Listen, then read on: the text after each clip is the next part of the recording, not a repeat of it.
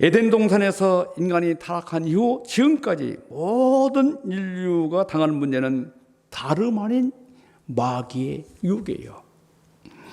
누구도 마귀 유혹을 받지 않는 사람은 한 사람도 없습니다. 예수님도 사탄의 유혹을 받으셨습니다. 문제는 사탄의 유혹을 받는 게 문제가 아니라 이 사탄의 유혹을 어떻게 이기는가, 이게 중요한 거예요. 이기는 게. 본문은 예수님께서 사탄의 유혹을 통쾌하게 이기시는 예수님이 나옵니다. 우리의 삶의 여정에 거룩한 순례자의 길에 필그림에 사탄의 유혹에 늘 노출되어 있습니다. 노출되어 있어요. 우리는 사탄의 유혹을 통쾌하게 이기신 예수님을 배워서 오늘도 하늘나는 독수리처럼 힘찬 삶을 살기를 기도합니다. 아멘. 1절에서 2절을 보면은 시험을 받으시는 예수님이 나옵니다. 자, 우리가 3장 13절에서 17절을 보면은 예수님의 메시아 대관식에서 하나님의 성령이 비둘기같이 예수님 위에 내려오셨다라고 말씀하고 있습니다. 성령은 구름 혹은 바람 혹은 비둘기로 표현하기도 합니다. 구약의 출애굽기 보면은 구름으로 임재했다 이렇게 말씀 나오죠. 그리고 요한복음 3장 보면은 바람으로 또 비교도 합니다. 예, 비둘기 같이 예수님 위에 내렸다는 것은 성령의 임재, 히브리어로 세키아, 성령의 충만함을 뜻합니다. 예수님은 성령 충만한 중에 하늘문이 열리고 3장 17절 보면은 이는 내 사랑하는 아들이요 내 기뻐하는 자라, 이렇게 하나님의 음성을 들었습니다. 바로 그 직후입니다. 바로 직후 예수님은 성령이 이끌려서 마귀의 시험을 받으러 광야로 가셨습니다. 1절이죠.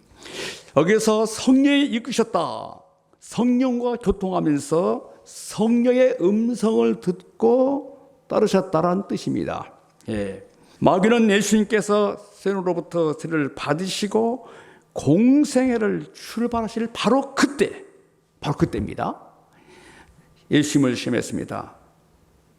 잘 들으세요. 사탄 마귀는 은혜로울 때,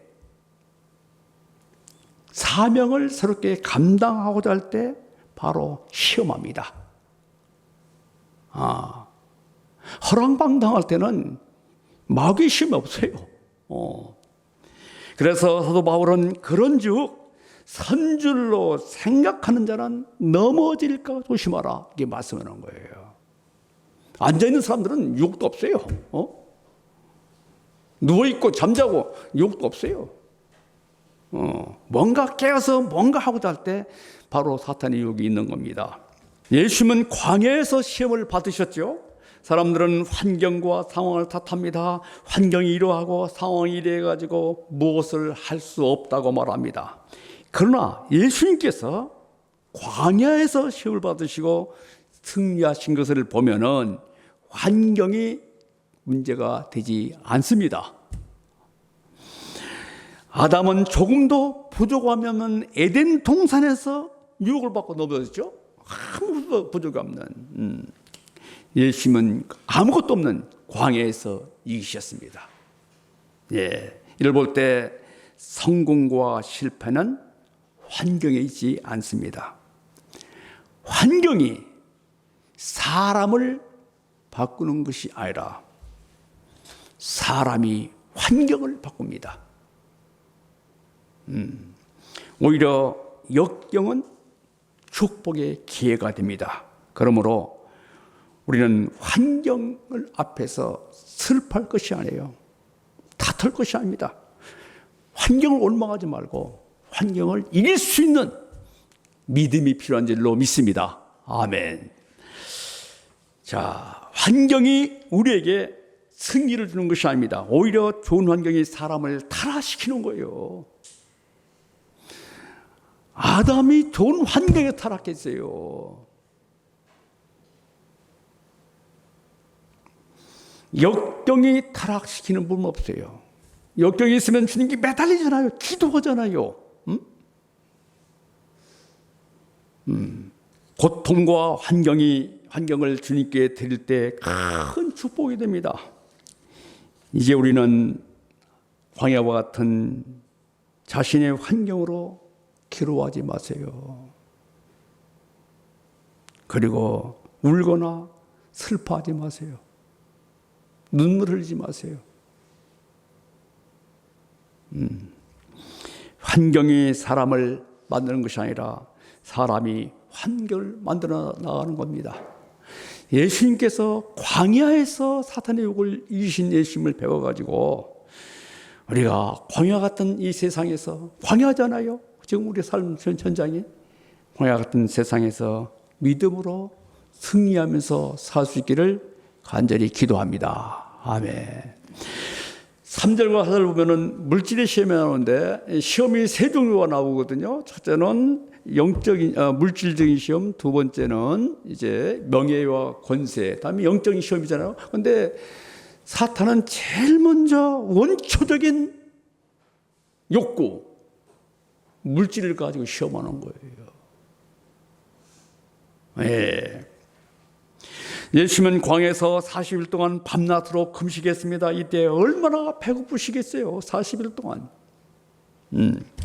사람이 한 끼를 굶으면 힘이 없고, 두 끼를 굶으면 슬픈 생각이 들고, 세 끼를 굶으면 인생이 무엇인가 철학자가 된다고 하잖아요.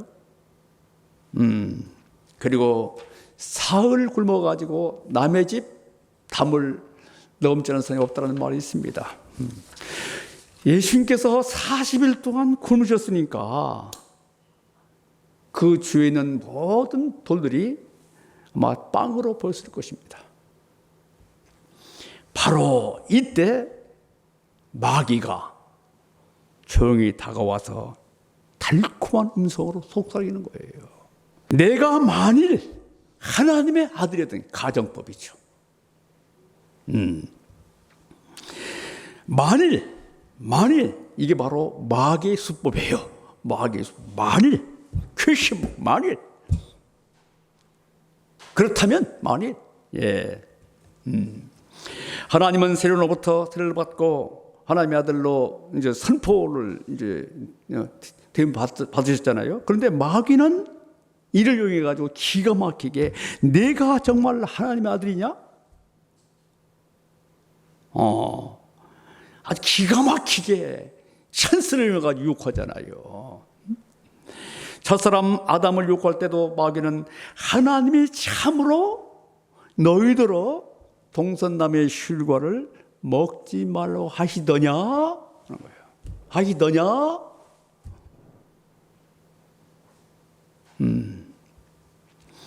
내가 만일 하나님 아들이라면 무엇 때문에 이곳에서 고생하느냐? 왜 고생하느냐? 짐 싸들고 나가, 가.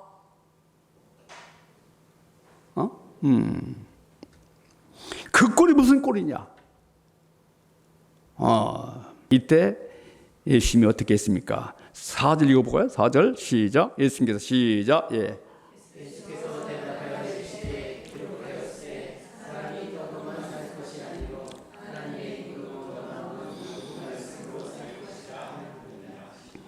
예수님께서 대답하여 이르시되 기록되었을 때 예, 하나님의 말씀으로 부르셨습니다. 여기서 또 모든 말씀이라고 모든 말씀, 모든 말씀. 이 말씀은 로고스가 아니라 네마입니다. 네마.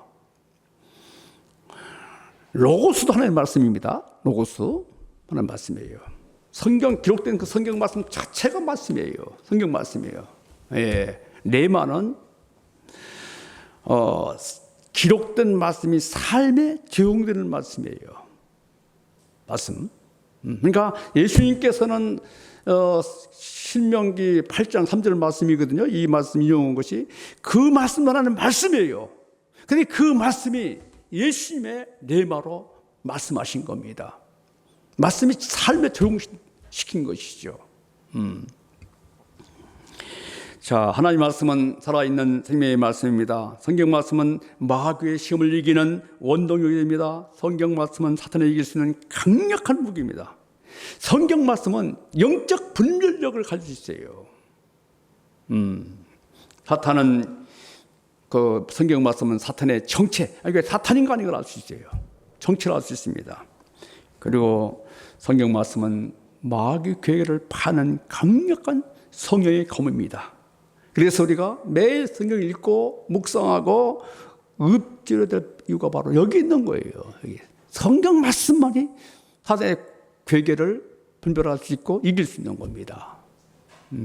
우리가 육신을 가지고 있는 사람은 물질 문제에 완전히 자유로울 수가 없어요. 저도 마찬가지입니다. 자유로울 수 없어요.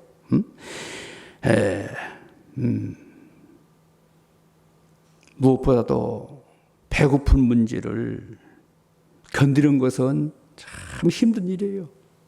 자, 먹고 마시는 것은 우리의 생명과 직결돼요. 직결됩니다. 그런데 예수님께서 신명기 8장 3절을 인용해 가지고 마귀의 제안을 단번에 물리쳤습니다. 하나님의 자녀라면은 육신의 양식도 중요하지만 더 중요한 것이 있다. 하나님 말씀입니다. 프라이어리티죠, 프라이어리티. 무엇이 우선이냐? 우리는 말씀을 앞세우고 환경을 초월해 살 때 초막이나 궁궐이나 모두가 하나님 나라가 될 수 있는 겁니다. 사람이 떡으로 살 것이 아니고 하나님의 입에서 나오는 말씀으로 살아야 된다. 이 말씀은 신명기 8장 3절입니다.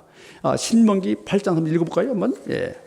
시작. 너를 낮추시며 너로 줄이게 하시며 또 너도 알지 못하며 내 일조도 알지 못하던 만나를 내게 먹이신 것은 사람이 떡으로만 사는 것이 아니요 여호와의 입에서 나오는 모든 말씀으로 사는 줄을 너로 알기람이라. 예. 출애굽기 보면은 이제 40년 동안 광야 40년 동안 하나님께서 아주 하늘에서 만나를 비같이 내려 주셨잖아요. 40년 동안 광야에서.